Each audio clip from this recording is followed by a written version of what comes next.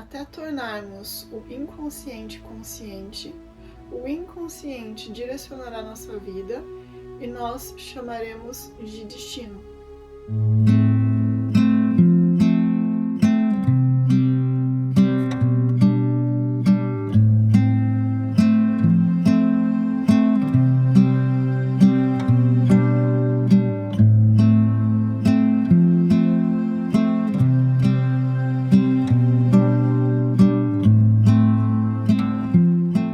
Olá a todos, eu sou a Daya do Yoga Sentado. Eu sou professora de yoga já há muitos anos, também cresci no meio da espiritualidade, do autoconhecimento e dessas práticas orientais maravilhosas.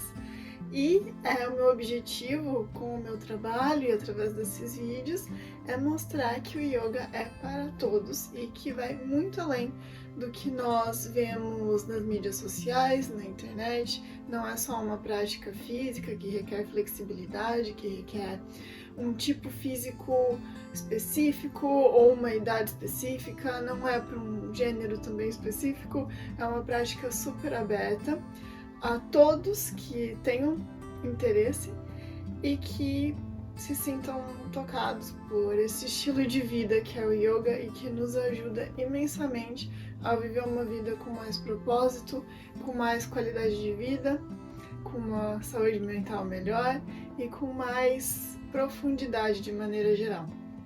Então, eu comecei através desses vídeos falando dos básicos da filosofia do yoga, da teoria do yoga, que vem de textos muito antigos, e especificamente do que nós estamos falando agora, vem dos Yoga Sutras de Patanjali, que seria como um código de ética, código de conduta, explicando o que é yoga, o que é importante ser praticado para ser considerado um yogi, digamos assim, ou para considerarmos que nós vivemos uma vida de yoga.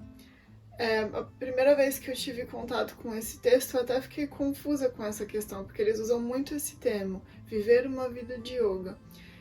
E se nós pensarmos no yoga somente como uma prática física, realmente causa uma certa confusão, né? O que seria uma vida de yoga, né? Mas, na verdade, é um termo para mostrar que yoga não diz respeito à prática física em si, diz respeito ao estilo de vida. A prática física é o que nós chamamos de asanas, que são as posturas, e que é uma parte também do estilo de vida, mas é uma parte bem pequena, na verdade, porque o benefício que o yoga nos traz é muito mais sobre uma atitude que nós levamos para a vida. Então, continuando com essa explicação sobre uma vida de yoga, sobre o que está escrito nos Yoga Sutras de Patanjali, nós continuamos com o niyama chamado Swadhyaya. Então, Swadhyaya diz respeito a autoestudo, autoavaliação. E Swadhyaya é uma das minhas coisas favoritas na vida. Realmente é o que eu acho que, falando de mim, é o que realmente que eu sinto que eu vim aqui para fazer. É o meu propósito, sempre foi uma busca para eu me entender melhor. E eu acredito que essa seja uma busca de muitas pessoas no mundo também. É até esquisito, né, a gente pensar, como assim a gente não se conhece, né? Se eu estou comigo 24 horas por dia, 7 dias na semana, desde que eu nasci, como assim eu não me conheço, né? Mas na realidade é muito difícil a gente se conhecer profundamente. Nós somos seres muito, muito complexos. Nós somos como um oceano inexplorado, tanto na nossa psique, como na nossa mente, nosso campo emocional. Tem muita coisa dentro de nós para ser estudado, avaliado, compreendido e integrado, né? E sem práticas como o yoga e muitas outras práticas de autoconhecimento, é um trabalho muito mais árduo de nós nos conhecermos. na minha perspectiva, o yoga é autoconhecimento, é sobre se conhecer, como nós podemos utilizar essas ferramentas para nos conhecermos melhor. Acima de tudo, acima de saúde física, acima de saúde mental, regulação hormonal, yoga é sobre, para mim, é sobre entrar em contato consigo mesmo. E não é só o yoga que faz isso, existem várias outras ferramentas, mas a minha ferramenta de preferência, sem dúvida, é o yoga e me ajudou imensamente desde que eu comecei essa minha busca por me entender melhor. A forma como nós praticamos o yoga é a forma como nós praticamos a vida, digamos assim.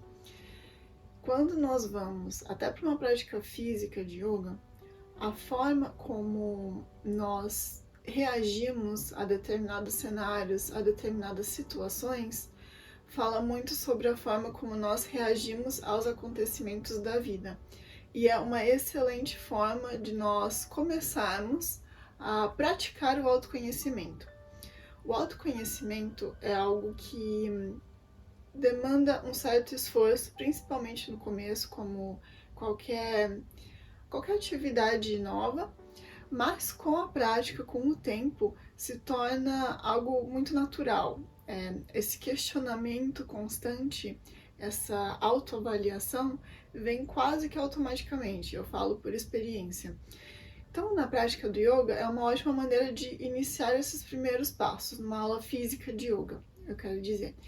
Então, por exemplo, quando nós estamos fazendo alguma postura que seja desafiadora e nós observamos que existe um sentimento, pode ser raiva ou ansiedade ou insegurança, diversos sentimentos podem surgir durante momentos de desafio. E a forma como a gente reage a esses sentimentos, né? Por exemplo, uma pessoa pode simplesmente ficar muito irritada e parar completamente e sentar no tapetinho. Outra pessoa pode simplesmente sair da sala. Outra pessoa vai continuar a realizar a postura mesmo estando com raiva ou estando se sentindo de alguma forma insegura. Então, a forma como nós reagimos às narrativas da mente, às narrativas emocionais que surgem, já demonstra como nós agimos durante a vida, em situações de raiva, situações de insegurança. A prática do yoga nos convida a não agirmos perante ao que surge. Então, se por exemplo, nós sentimos que a raiva está vindo, ao invés de reagirmos a esse sentimento da raiva, fazendo alguma das situações que eu mencionei, podemos simplesmente observar que a raiva está ali, tomar consciência que ela está presente e sem qualquer tipo de julgamento, sem tentar classificar como uma coisa ruim ou algo que nós não queremos, ou colocar a culpa no professor, ou na sala, ou nos acessórios. A gente sempre consegue achar algum motivo para projetar as nossas emoções, né? Então, ao invés de projetar uma culpa em alguma coisa externa, nós podemos simplesmente observar que aquele sentimento está presente e só isso, tomar conhecimento, mostrar, observar como que são os primeiros impulsos, qual que é a reação que eu gostaria de ter se eu não estivesse só observando. E pouco a pouco, a partir dessa consciência, nós conseguimos mudar a forma como nós reagimos a situações similares fora da sala de aula. Então, durante a nossa vida, a partir de um certo tempo de prática em que nós observamos a raiva, que eu estou usando como exemplo, na vida fora da sala de yoga, pode existir alguma situação em que a raiva se aparece, e então, ao invés de nós agirmos sobre ela da maneira como nós geralmente fazemos, nós podemos simplesmente dar um passo para trás, observar a raiva está presente e tomar esse conhecimento e não agir sobre ela. E aí racionalmente pensar numa maneira que é mais construtiva de agir com aquele sentimento. Entende? Então, eu digo que o yoga é sim uma forma de nós praticarmos essa consciência, tomando as rédeas da nossa vida, ao invés de nós vivemos no piloto automático. Nós crescemos, né? Nós crescemos com muitas ideias sendo passadas por nós, pela sociedade, pela nossa família, pela nossa escola. Nós temos diversas fontes de input. E nós criamos os nossos próprios julgamentos, as nossas próprias crenças a partir da forma como nós crescemos. Tudo isso nos leva a viver a vida de acordo com determinados hábitos extremamente consolidados, determinadas crenças extremamente consolidadas e muitas vezes crenças essas que nós não racionalmente concordamos, mas está no nosso subconsciente porque foi implantado bem na nossa infância, bem quando nós éramos muito, muito pequenos. Então, vira algo quase como uma reação primitiva a certos acontecimentos. Nós podemos agir de formas que, quando nós não estamos mais na situação onde existe esse desafio, onde existe algum tipo de gatilho, se nós parássemos para escolher uma forma de agir, nós agiríamos diferente da forma como realmente aconteceu. Por quê? Porque vem do nosso subconsciente. Essas crenças, esses hábitos vêm de partes de nós que nós não estamos acessando racionalmente. E através de práticas de autoconhecimento, nós conseguimos pouco a pouco ir retirando essas camadas da consciência e trazendo todo o inconsciente para a consciência. Existe uma frase que eu gosto muito, que eu vou fazer uma tradução simultânea, porque eu conheço essa frase em inglês, mas diz que até tornarmos o inconsciente consciente, o inconsciente direcionará a nossa vida e nós chamaremos de destino.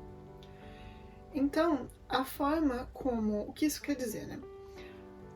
A forma como nós, a partir do momento que nós tomamos as rédeas da nossa vida e sabemos que o inconsciente, que existem muitas sombras dentro de nós, que nós temos que iluminar, como nós iluminamos algo? Através da consciência.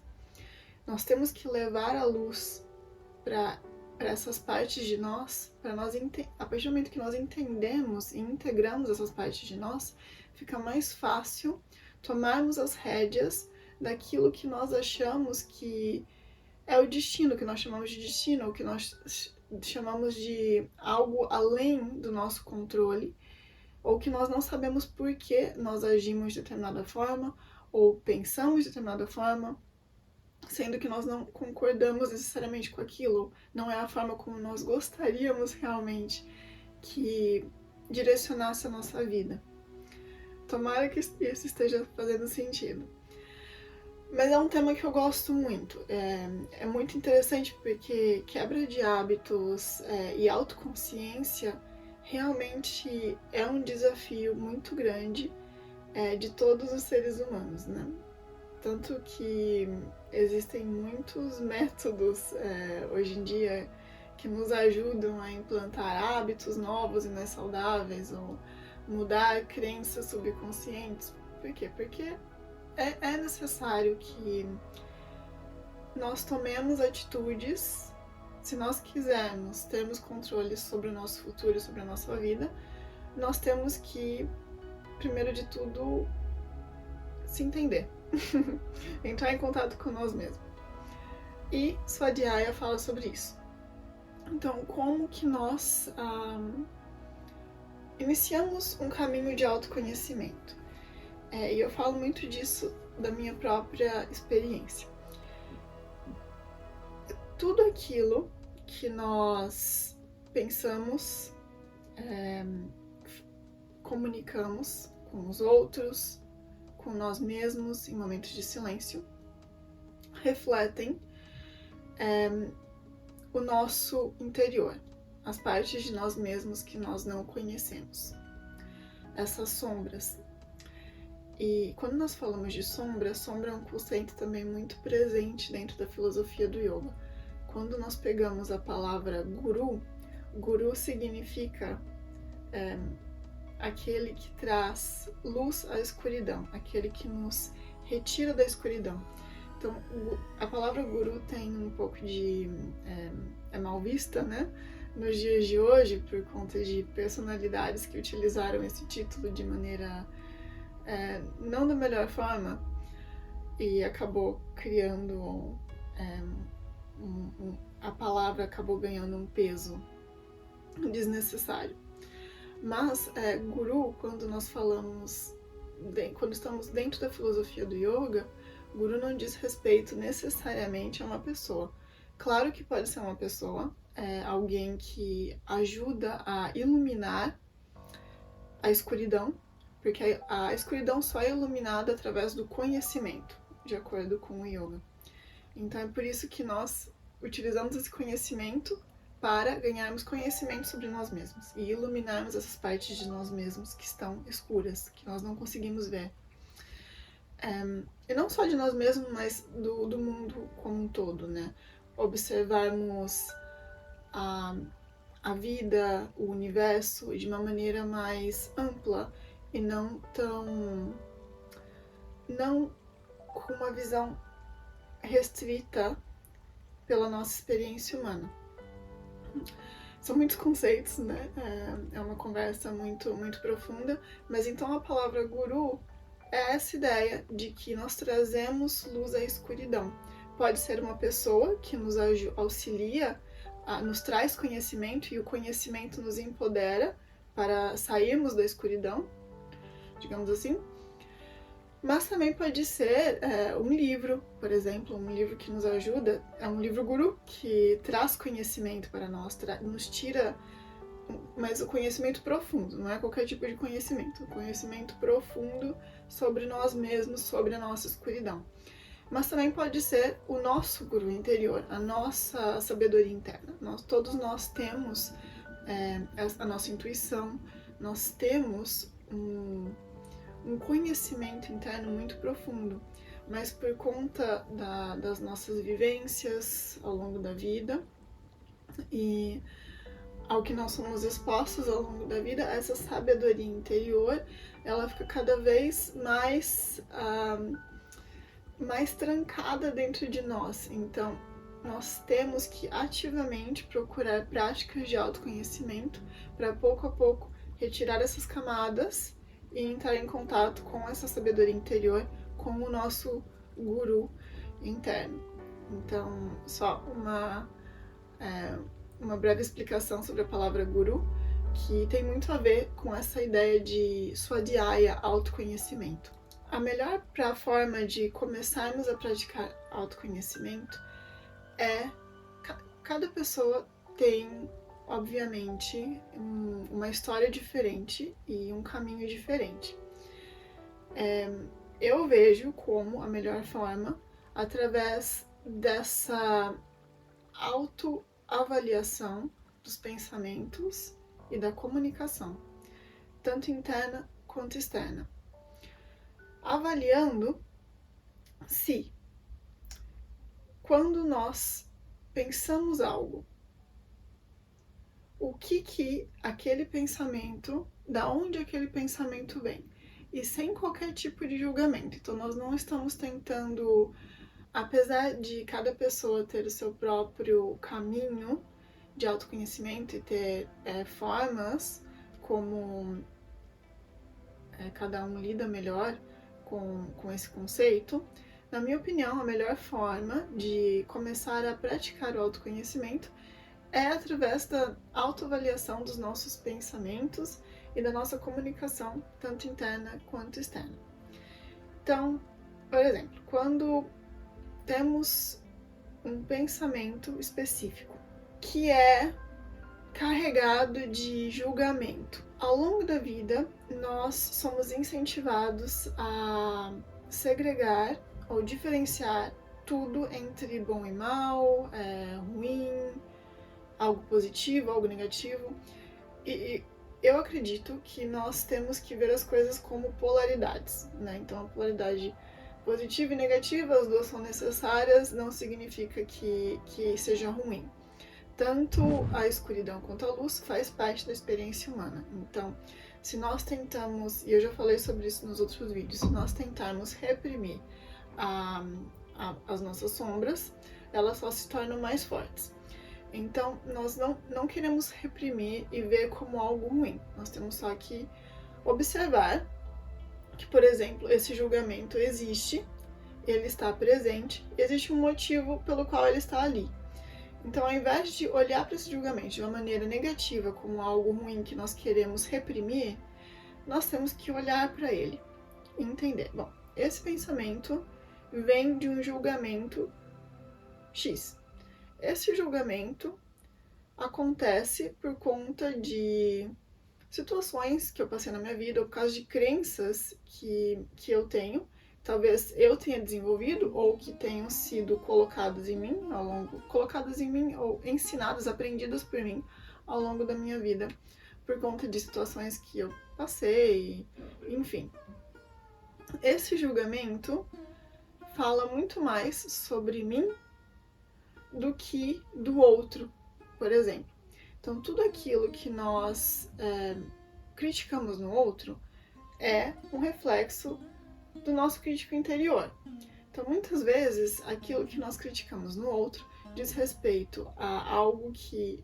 E isso é bem difícil de aceitar, né? Não é algo muito fácil. Muitas vezes aquilo que nós... Muitas vezes não. Sempre que nós criticamos algo no outro, acaba sendo relacionado com algo que talvez nós quiséssemos ser, por isso que nós criticamos no outro, algo que talvez nós gostaríamos de fazer, mas não temos a coragem, ou talvez algo que nós intuitivamente sabemos que temos dentro de nós e que nós não gostamos em nós mesmos. Então, quando o outro faz aquilo, nós o julgamos porque nós não gostamos daquela qualidade em nós.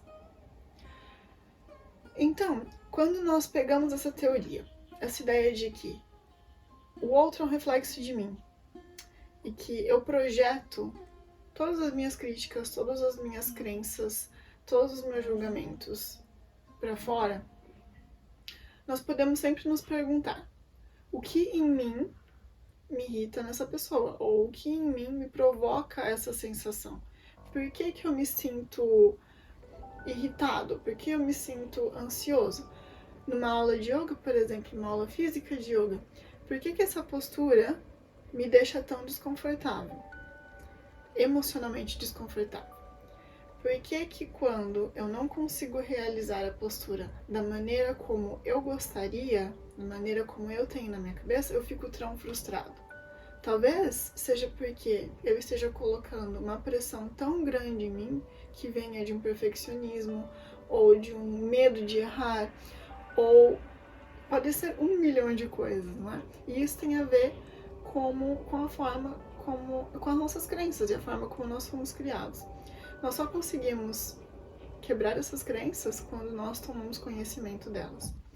Então, esse é um ótimo exemplo de como uma aula física de yoga pode nos ajudar a nos entendermos melhor. Observa, essa postura está causando algum tipo de sensação negativa? Observa, não reaja. Da onde que essa sensação negativa vem? E durante a vida a mesma coisa. Aconteceu alguma coisa que me deixa muito ansiosa. Da onde que vem essa ansiedade dentro de mim? Por que eu me sinto dessa forma? E ao invés de nós nos julgarmos por nos sentirmos de alguma forma, de uma forma específica, ou nos julgarmos a nossa sensação como como ridícula, ou eu não deveria me sentir assim é errado, não tem problema. Não existe uma maneira certa de se sentir. Existe uma maneira certa de nós reagirmos a esses sentimentos, digamos assim, né? Existe uma maneira certa de nós, não certa, mas mais consciente de nós agirmos perante certos sentimentos. Mas o sentimento em si não tem nada de errado. Se sentir, ter ciúmes, ou sentir raiva, ou sentir medo, ou sentir ansiedade, todas essas emoções fazem parte da nossa experiência como humanos. Reprimi-las só torna-as mais fortes. Então, próxima vez que você sentir alguma emoção na polaridade negativa, alguma emoção desconfortável, ao invés de se julgar por se sentir dessa forma, só avalia. Senta e esteja presente para aquela sensação, mesmo que não faça sentido lógico. E é assim que nós começamos a tirar a resistência. O yoga fala muito sobre nós relaxarmos, né? E relaxarmos também a resistência que nós temos com relação a nós mesmos. E eu passei por uma situação similar hoje, inclusive. Eu estava refletindo sobre certos sentimentos que eu tenho de uma determinada situação. E eu notei que quando eu consegui identificar qual que é a minha emoção atual sobre aquela situação, eu notei que existia logo em seguida um julgamento muito forte sobre eu me sentir daquela determinada forma. Quase como se o meu crítico interno estivesse tirando sarro de mim mesma, sabe? Como se eu olhasse para aquela situação como algo estúpido, ou como a birra de uma criança. E a partir do momento que eu notei que existe esse julgamento interno, e é quase como se eu estivesse tirando sarro de mim mesma, veja como é sutil. Eu percebo que existe o sentimento, e muitas vezes eu estava tentando, na verdade, abraçar esse sentimento. E ao invés de eu abraçar o sentimento, veio uma segunda reação, que é o julgamento sobre aquele sentimento. Então, quando isso acontece, muitas vezes nós paramos o nosso processo de autoconhecimento no sentido de que, bom, eu já sei qual o sentimento que eu tenho presente, é esse. Então tá resolvido, já entendi qual que é a questão da situação. Mas não para por aí, tem uma segunda camada, que é o julgamento que eu sinto perante aquele sentimento. E por que eu sinto esse julgamento? Então, o autoconhecimento é uma cebola. Quanto mais profundo nós vamos, nós descobrimos que existe mais 1 milhão de situações. Tem uma profundidade muito maior do que nós imaginamos que tinha inicialmente. E eu acredito que é assim pela duração da nossa vida. Nunca existe um ponto em que nós chegamos e que podemos dizer, não, eu sei tudo sobre mim mesmo. Não existe mais nada para aprender sobre mim mesmo. Sempre vai existir. Nosso subconsciente é realmente um oceano escuro. Então, é quase como fases de um jogo, né? Então, quando a gente desbloqueia uma camada, 30 outras camadas surgem a partir daquele desbloqueio. E práticas como o yoga realmente nos ajudam a aprofundar e integrar, sem culpa, sem julgamento, todas essas partes de nós mesmos. Existe um poema que eu gosto muito, que eu vou ler agora, que fala sobre o autoconhecimento. Esse poema eu geralmente leio nas minhas aulas, porque, na minha opinião, encapsula muito bem essa ideia de autoconhecimento e essa ideia muitas vezes de culpa, de autojulgamento. É um poema que eu não achei a tradução, mas eu vou fazer uma tradução automática, eu tenho ele em inglês aqui, mas vai dar para entender. Esse poema chama Autobiografia em 5 capítulos. O nome da autora é Portia Nelson. Começa assim. Eu ando pela rua. Existe um buraco profundo na calçada. Eu caio. Eu estou perdido. Eu estou desesperado. Mas não é a minha culpa. Eu demoro muito para encontrar uma saída. Eu ando pela mesma rua. Existe um buraco profundo na calçada. Eu faço de conta que não vejo e caio de novo.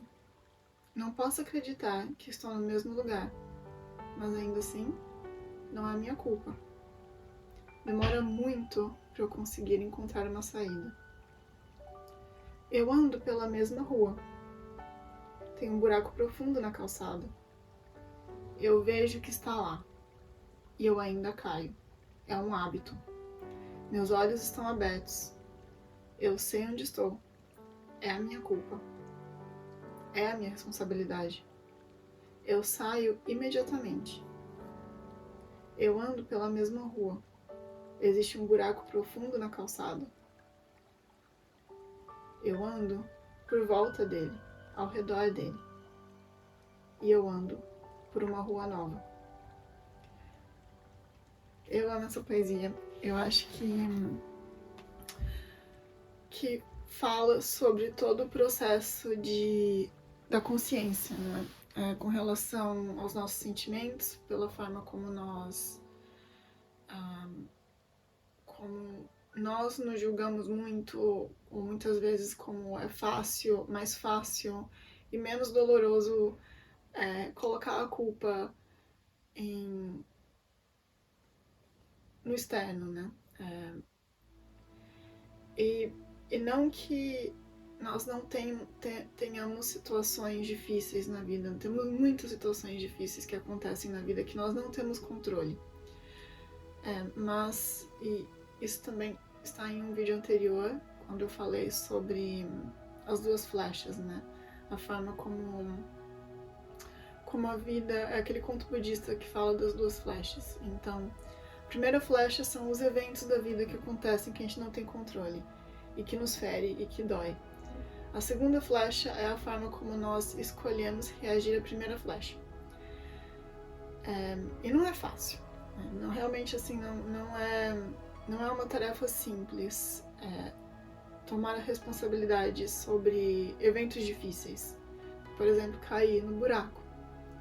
Mas a partir do momento que nós tomamos consciência de padrões internos e hábitos e crenças, fica muito mais fácil, ainda é difícil, mas fica muito mais fácil mudar a narrativa da nossa vida para que nós tenhamos resultados diferentes no futuro. Afinal, fazer sempre a mesma coisa, esperando resultados diferentes, sem objetivo, né? Não tem porquê. Bom, a última parte de Swadhyaya que eu quero comentar hoje é com relação aos estudos de textos antigos, né? Então, Swadhyaya é feito de duas formas. Então, pode ser através da nossa experiência, da nossa autoavaliação, autoconhecimento, e essa prática constante de nos perguntarmos como nós nos sentimos perante determinadas situações, sem julgamento, sem classificação entre ruim ou bom. Tomarmos consciência lentamente através de diversas técnicas, como diversas técnicas mesmo no yoga, como respiração, meditação, yoga nidra. Todas são técnicas que eu utilizo nas minhas aulas de yoga na cadeira também, que nos ajuda a trazer o subconsciente para o consciente, a nosso esforço ativo, esforço consciente de nos perguntarmos, nos questionarmos e estarmos abertos a questionamentos difíceis e respostas difíceis. E também existe a forma de estudar, do autoconhecimento através de escrituras mais antigas, através das escrituras antigas, mas também de materiais, né? Então, por exemplo, livros de autoajuda, bons, e as escrituras antigas como Bhagavad Gita, a Mahabharata, Yoga Sutras. Então, por exemplo, esse estudo que nós estamos fazendo através dos vídeos, que é algo bem superficial, mas que nós estamos falando sobre os yamas e niyamas, é uma forma de praticar Svadhyaya, porque nós estamos utilizando certos conceitos para refletir sobre a nossa vida, para refletir sobre a nossa experiência. Também é muito útil observar a experiência de pessoas sábias, mestres do passado, como por exemplo no Bhagavad Gita acompanhamos a experiência de Krishna, a experiência de Arjuna, na forma como eles reagem a determinadas situações, os conselhos de Krishna e como o Arjuna reage a situações de desafio e que no final das contas tem muito a ver com as situações de desafio que nós como seres humanos passamos, mesmo que a situação não seja a mesma, muitos questionamentos são os mesmos. Então, observando a forma como pessoas sábias do passado reagiram a determinadas situações também nos ajuda a refletir sobre a nossa própria experiência, para que nós possamos, pouco a pouco, entrar em contato com essa sabedoria interna e reagirmos de maneira diferente também na nossa vida, com mais consciência, com mais propósito. Enfim, eu espero que isso tenha feito sentido. Svadhyaya é um tema realmente muito profundo, tem muitas camadas, eu dei uma explicação breve, mas é um tema que eu gosto de falar. Como eu disse, eu realmente penso que Svadhyaya é a grande aventura humana, se autoconhecer. E uma busca eterna de autoconhecimento. Mas fico curiosa então para saber o que você achou desse vídeo, se o que eu falei fez sentido, se ressoou com você de alguma forma, o que você achou da poesia que eu li, do poema. E eu estarei de volta em breve com o próximo Niyama. Então te vejo em breve. Muito obrigada.